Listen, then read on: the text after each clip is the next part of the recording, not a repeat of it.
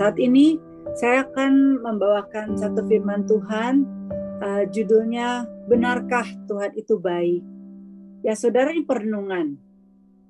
Tadi kita berkata, ku mau selalu bersyukur, selalu bersyukur. Pertanyaannya, apakah benar kita tuh bisa mengucap syukur senantiasa? Ada banyak lagu tentang kebaikan Tuhan. Allah itu baik, sungguh baik bagiku. Ini seringkali lagu-lagu yang kita nyanyikan, semua ucapan syukur kita bisa nyanyikan di dalam gereja, di dalam kehidupan kita sehari-hari. Tapi pernahkah saudara mengalami di mana satu waktu ketika ada krisis di dalam kehidupan kita, engkau berkata, benarkah Tuhan itu baik? Saya tidak tahu kondisi saudara. Mungkinkah saudara ngalamin yang namanya ada goncangan besar dalam hidup kita? Mungkin dari usaha bisnis saudara, pekerjaan saudara, atau keluarga saudara lagi digoncang. Ya, atau masalah-masalah yang lain lewat sakit penyakit yang terus menerus dan gak henti-hentinya. Kalau cuma sebentar mungkin kita bisa berkata Allah itu baik. Tapi jujur, pertanyaan muncul adalah ketika semua itu berlangsung dengan lama. Bisnis, usaha, pekerjaan mungkin begitu lama mengalami kesulitan. Keluarga, pertikaian dalam keluarga lama sekali. Nah, seperti sekarang, kalau Tuhan itu, saudara yakin gak kalau Tuhan itu baik?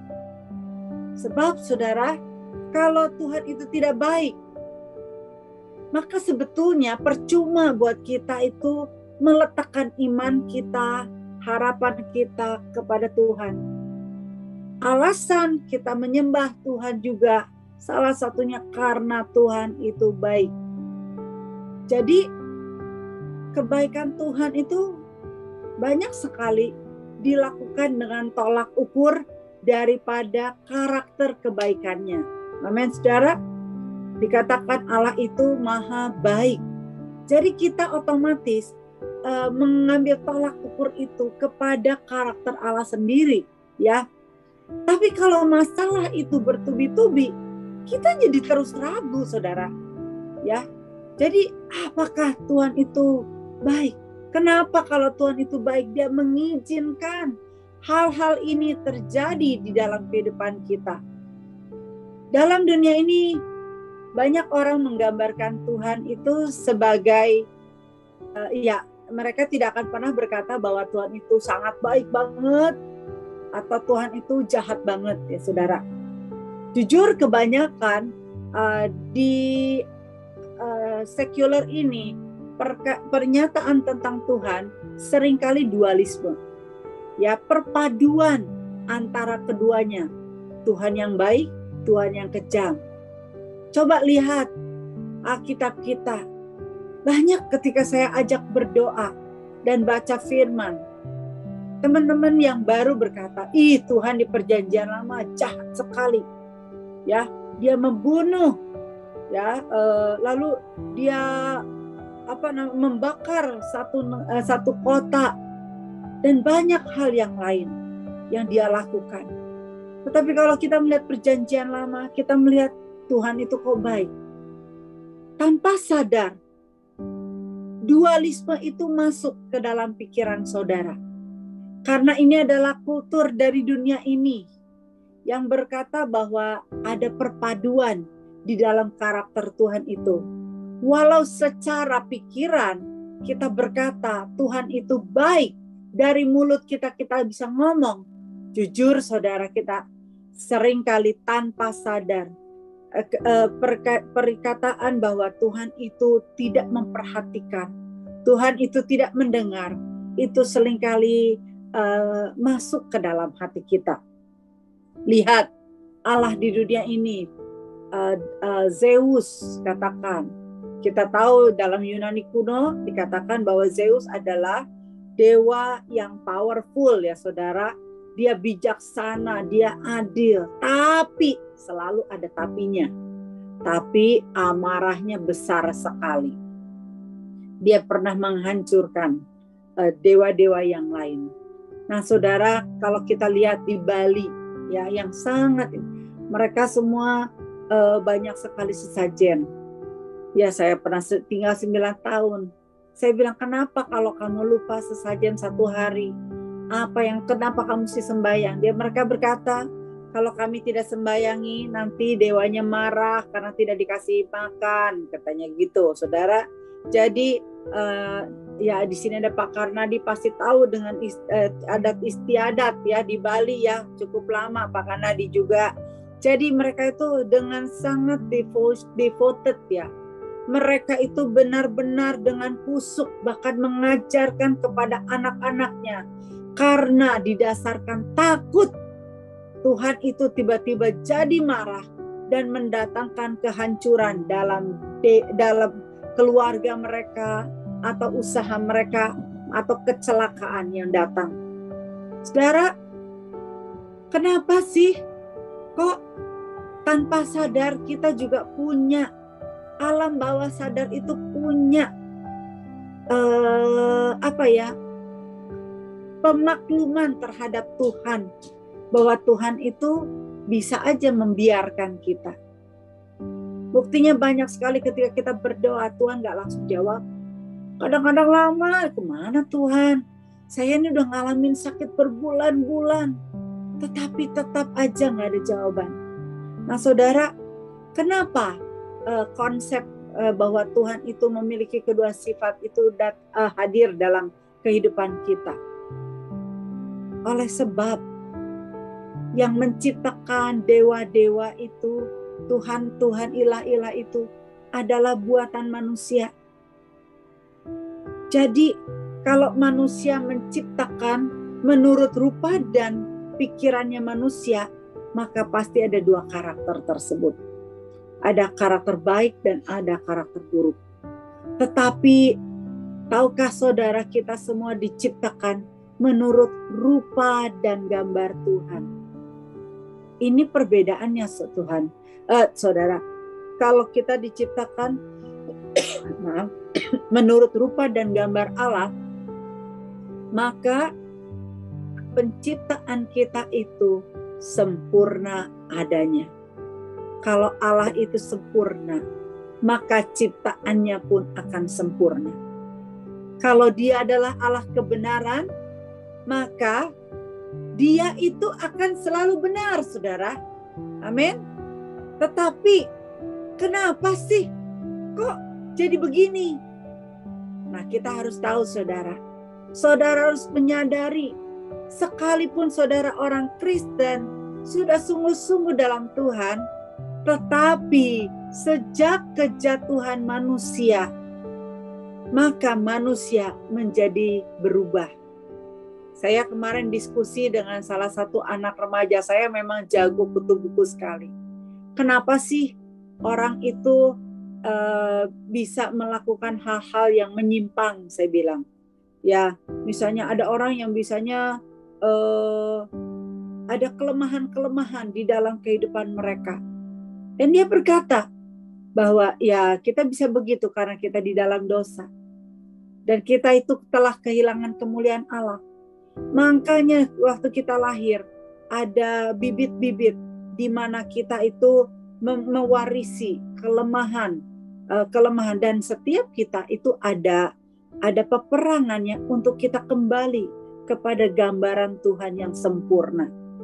Jadi karena manusia jatuh dalam dosa, maka sekalipun Tuhan itu menciptakan manusia, tapi sudah terkotori saat ini. Makanya kalau kita berkata, kenapa Tuhan izinkan hal tersebut? Oleh karena kita menyadari,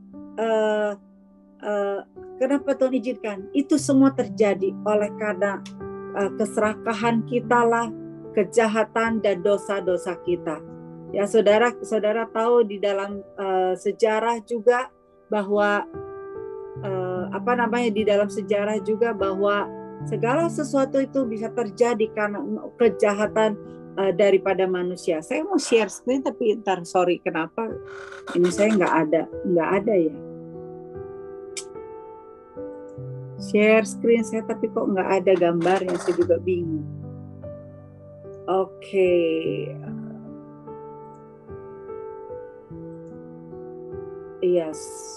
Ya maafkan saudara, saya nggak bisa menemukan kemana kanva saya. Kok tidak ada? Ya. Nah, tetapi di sini mari saudara, kita tahu bahwa kejahatan manusialah yang seringkali membuat kita itu menjadi tidak sesuai dengan gambaran Allah, bahkan merusak. Oke, ini keluar. Bahkan merusak apa yang seharusnya merusak daripada gambaran Allah tersebut ya saudara. Nah di sini jadi pertanyaannya, mengapa banyak sekali penderitaan di bumi ini? Ini semua disebabkan oleh manusia. Manusialah oleh karena keserakahan, kejahatan, maka semua menjadi berantakan. Kenapa sekarang polusi dan segala sesuatu menjadi ozon kita menjadi terbuka oleh karena keserakahan dari manusia. Kenapa dunia menjadi begitu sangat jahat? Oleh karena kejahatan daripada manusia. Mereka dengan dunia entertain berusaha untuk merusak banyak anak-anak dan mereka tidak peduli. Saat ini saudara, kalau saudara perhatikan pornografi, LGBT sedang berusaha untuk memasukkan semua konten-konten dan membuat setiap orang terbiasa. Baru-baru ini kita mendengar kalau gereja Wesley di London ya di UK itu mengesahkan untuk boleh terjadi pernikahan sesama jenis saudara. Nah, dan hak-hak kaum wanita, ya saya harus katakan hak-hak kaum wanita ini sedang direbut oleh kelompok yang nama gender waria ini saudara, wanita pria ini. Mereka dianggap juga sebagai wanita ya saudara, kelompok ini. Oleh sebab itu dunia sudah begitu bertambah jahat. Bahkan di dalam semua film-film sekarang dimasukkan unsur-unsur supaya terbiasa. Singapura sendiri sedang berjuang saat ini. Pasal 377A yang mengatur tentang hal-hal seperti ini juga sedang terus digoyah. Semua orang sedang mengusahakan untuk kondisi akhir zaman itu terjadi. Dan kita melihat kejahatan manusia ini semakin meluas. Banyak orang berkata, kenapa sih Tuhan izinkan orang jahat tambah jahat? Tapi yang baik yang udah kita doa tapi nggak terjadi. Ya, saya menghadapi anak-anak remaja yang terus sekarang sudah mulai menjadi dewasa. Mereka selalu berpikir kayaknya di luar itu lebih menguntungkan daripada ikut Tuhan. Ya, nah tapi kebenarannya mungkin banyak orang berpikir Tuhan izinkan, tanpa sadar dalam hati kita seringkali berkata, Tuhan itu ada jahatnya, ada kurang bagusnya karena dia membuat kita kesulitan. Tapi kebenarannya harus kita tangkap hari ini saudara. Karena ke depan ini kondisi akan menjadi bertambah sulit. Kondisi akan menjadi bertambah-tambah nggak enak saudara. Dan kita semua akan di-challenge secara iman kita. Ditantang keimanan kita. Ya. Nah saudara, fakta bahwa Tuhan itu baik tidak akan memungkiri bahwa dia tidak bekerja cuma kalau saudara doa lalu saudara dijawab. Tetapi faktanya bahwa Tuhan itu kebenarannya adalah dia bekerja di dalam timeline-nya Tuhan ya saudara. Jadi dia akan baik. Contohnya Indonesia pernah dijajah oleh Belanda 350 tahun. Pasti semua berseru kepada Tuhan untuk menyelamatkan. Mungkin ada orang-orang yang hidupnya di antara tahun ke-100 sampai ke-200 mereka ngalamin sengsara. Tetapi kalau kita melihat kebaikan Tuhan di sepanjang zaman, kita lihat, loh ternyata selalu ada pembebasan di waktu kesulitan.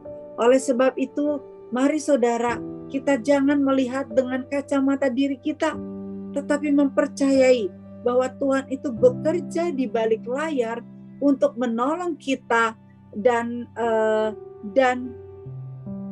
tujuan akhirnya selalu baik ya saudara.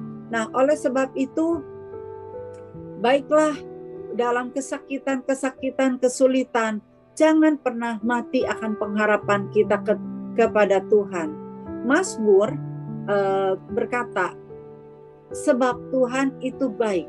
Karena firman Tuhan itu ya dan amin, kita juga harus mengaminkan. Kasih setianya untuk selama-lamanya. Kesetiaannya tetap turun-menurun. Tuhan itu baik. Dan lihat kalau di sini dikatakan, dia itu, kebaikan Tuhan itu ada keteguhan di dalam janji-janjinya yang abadi selama-lamanya. Jadi kasih setianya itu ada. Terus kalau saudara bingung, kenapa bagaimana saya bisa mengerti akan kebaikan Tuhan? Saudara punya anak lagi sakit ya. Contohnya anak kita, misalnya katakan sedang sakit ya dan harus dirawat di rumah sakit karena kebetulan dia ngalamin sakit, saudara. Tentu tidak berarti bahwa ketika dia mengalami sakit, kasih saudara berkurang buat anak saudara. Amin. Ketika dia sakit, pasti saudara akan melakukan segala sesuatu yang baik buat anak saudara. Contohnya bawa dia ke dokter, contohnya harus disuntik, ya. Ketika disuntik pasti semua orang berkata sakit. Tetapi kita harus lakukan. Karena itu kita tahu itu yang terbaik. Kita harus berikan makanan yang bukan enak, tetapi makanan-makanan yang tidak enak. Udah sakit dikasih makan gak enak, ya gimana saudara? Nah, tetapi itu semua dilakukan sebagai bukti kebaikan Tuhan di dalam kebaikan orang tua kepada anaknya. Demikian juga saudara, kehidupan Tuhan di dalam kehidupan kita. Tuhan itu baik. Kasih setianya untuk selama-lamanya. Sekalipun kita dalam lembah kekelaman, kita nggak perlu takut. Dan kita perlu untuk mengambil satu tekad dan membuang satu mitos dalam hati kita bahwa Tuhan membiarkan kita. Ya, nah Mazmur 105 ini yang selanjutnya dikatakan dan kesetiaannya tetap turun-menurun. Allah itu setia bahkan kepada mungkin orang-orang yang tidak mengenal Tuhan. Dia menciptakan matahari buat orang percaya dan tidak. Dia membuat berhasil orang yang tidak mengenal Tuhan. Dia memberikan tidur nyenyak, nafas, dan lain sebagainya. Walaupun ada orang-orang yang tidak percaya atau keluarga kita yang belum percaya, mereka mengalami hal yang sama dengan kita. Bahkan banyak yang berkata, kok ikut Tuhan katanya akan diberkati. Kayak gini. Tapi kenyataannya orang dunia yang gak ikut Tuhan, kayaknya tetap aja diberkatin gitu kan. Kayaknya semuanya lebih beruntung. Dan saya percaya pertanyaan ini akan sering kali muncul dalam hidup kita. Ya, tetapi saya harus katakan, Tuhan itu terus akan memberikan kebaikannya kepada orang yang belum dikenal. Kalaupun begitu, jadi ada anak-anak remaja saya yang saya sedang injilin, dia berkata, nanti aja tante, tidak perlu sekarang kenal Tuhan. Lalu dia tunjukin satu video, yang penting kalau mau mati baru kita terima Tuhan, dia bilang. Dia tunjukkan satu video di mana ada Osama bin Laden dalam cerita kartun sedang ditembak dengan ayo katanya menyerah, kalau enggak kami tembak. Lalu dia bilang dalam film kartun itu dia bilang, si Osama bin Laden mengangkat tangannya dan berkata, saya terima Yesus Kristus sebagai juru selamat pribadi. Dan ketika tiba-tiba dia masuk surga. Nanti saya akan berbuat demikian tante, dia bilang. Anak ini tidak mengerti bahwa kehidupan ini, kebaikan Tuhan hanya sementara waktu. Ada waktunya ketika sesuatu bisa terjadi dan episode hidup kita ini akan berakhir. Ya saudara, saya juga mau share tentang satu kesaksian tentang, nggak tahu berapa orang yang tahu Joni Eareckson Tada, ya. Dia ini adalah seorang yang membawa dampak dalam kehidupannya. Saudara bayangkan, saudara, kalau dalam posisi dia adalah seorang yang sangat aktif, usia 17 tahun sudah, tapi pada usia 17 tahun dia sedang terjun untuk berenang, tetapi dia tidak tahu kalau danau yang dia masukin itu ternyata dangkal airnya, dan dia mengalami patah lehernya, dan seluruh sekujur tubuhnya menjadi lumpuh total. Dia hanya bisa menggerakkan tangannya saja, kepalanya saja. Pasti dia depresi, dia mengalami kehancuran, dan dari seorang yang sangat aktif, pandai berkuda, pandai main musik, pandai berenang, segala macam dia lakukan. Tetapi sekarang dia menjadi orang yang lumpuh total. Pada waktu itu dia ngalamin di satu titik kesengsaraan, dan dia marah kepada Tuhan. Padahal dia adalah seorang Kristen yang taat, saudara. Tapi disinilah dia berkata, kenapa Tuhan itu jahat? Tapi ada di satu titik dia harus berbalik hatinya dan menyerahkan kehidupannya kepada Tuhan. Dan dari situ Tuhan memberikan kepada dia pengertian yang jelas dalam kehidupan dia. Sampai satu titik dia berkata, oh Tuhan itu sedang, waktunya sebelumnya dia berkata, saya ini menderita supaya iman saya bangkit. Dia menuliskan 16 jenis kenapa kita menderita dan kenapa Tuhan izinkan. Tapi pada satu titik dia berkata, bukan itu yang Tuhan mau. Ternyata yang Tuhan mau adalah Tuhan mau saya mengenal Dia lebih jelas lewat sakit penyakit saya, lewat kesulitan hidup saya, supaya saya berserah 100% dalam hidup saya. Kesulitan apapun yang terjadi dalam hidup saya mau berserah kepada Tuhan. Dan inilah saudara yang membuat ketika dia mengalami hal tersebut, maka kehidupannya berubah, saudara. Nah, di sini kita melihat bagaimana kehidupan yang kelihatannya tadinya sia-sia, Tuhan bisa pakai menjadi kehidupan yang baik, saudara. Bahkan bukan cuma itu saja, dia belajar melukis, saudara. Nah, ketika dia mulai belajar melukis, kita lihat bahwa lukisannya menjadi sangat indah sekali, dan dia mulai dikenal oleh banyak orang, dan dia juga menuliskan kisahnya di dalam satu buku, dan bukunya pada waktu baru aja menulis, bukunya sudah menjadi laris dan manis, saudara.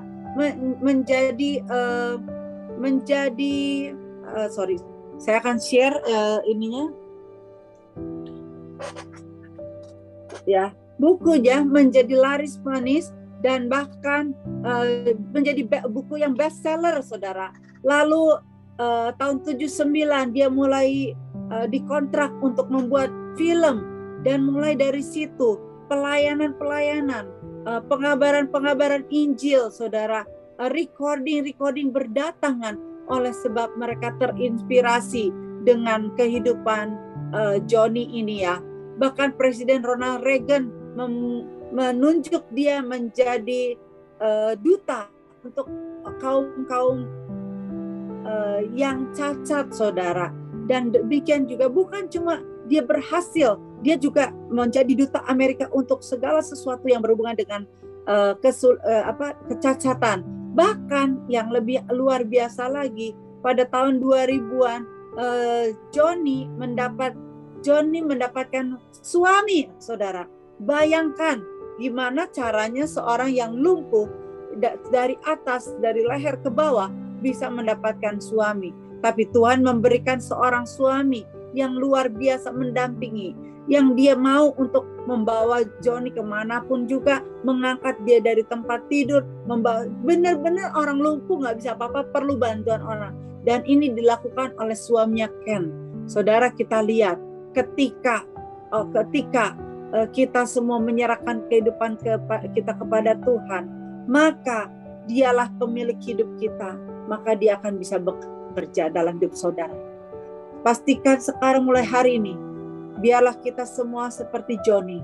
Aku mau Tuhan lebih jelas lagi dalam hidupku, supaya semua semua benih-benih yang ditabur iblis supaya kita tidak percaya Tuhan, lama-lama terkikiskan. Mari serahkan hidup kita kepada Tuhan. Zaman ke depan ini tidak akan makin mudah seperti kata firman Tuhan, tetapi biarlah kita semua merapatkan hidup kita semakin dekat dengan Tuhan sampai waktunya Tuhan datang. Terpuji nama Tuhan.